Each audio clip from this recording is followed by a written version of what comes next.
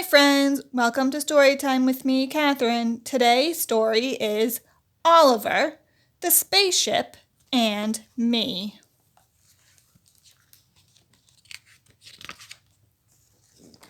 My best friend Oliver lives next door.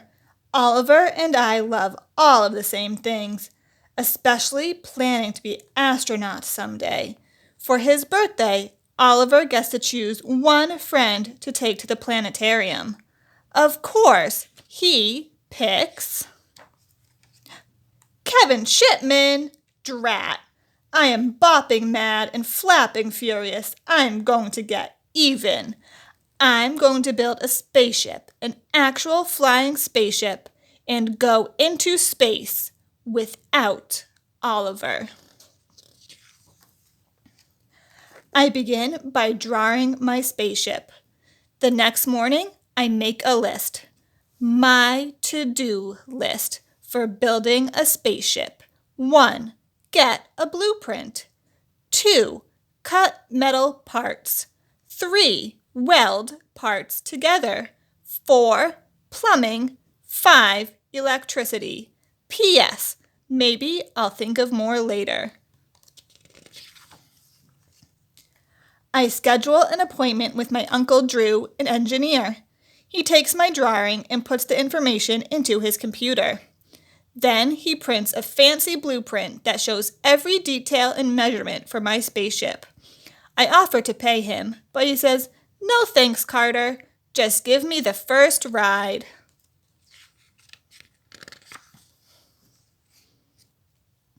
Next, I'm off to the sheet metal worker's shop. I show my blueprint to Mr. Cutler. He cuts pieces of steel from large sheets and helps me load them into a cart. I wheel the cart back and forth to a welding shop where I leave the pieces each time. When I leave Mr. Cutler's for the last time, I say, "Thanks, what do I owe you?" He says, "How about the first ride?" The next morning, I'm off to the welder's shop. Miss Joyner and I wear helmets while she uses a fancy gun to squirt hot fluid metal to join the pieces.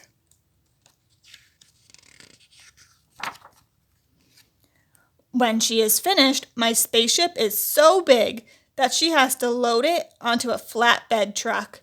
She drives it to my house. We hide it behind the garage. "I'll give you the first ride," I tell Miss Joyner. "See you at Blastoff, Carter," she says.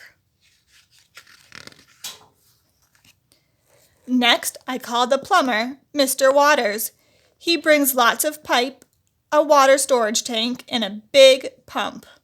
He cuts the pipe, bends it, twists it, joins it, and voila! My spaceship has water and a bathroom with a shower.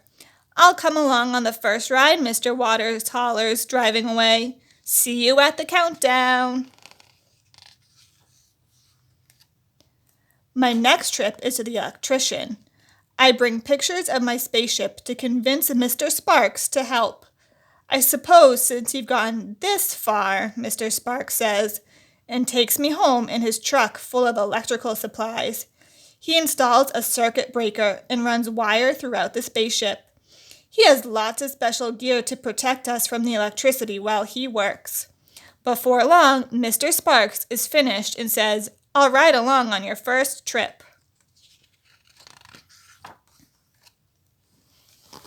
I am now the commander of an actual flying spaceship, but there's still something missing. I call my Aunt Tracy, who is an amazing artist. She brings paint chips, carpet samples, and designs to choose from. A few decisions are made, and Aunt Tracy turns my spaceship into a masterpiece.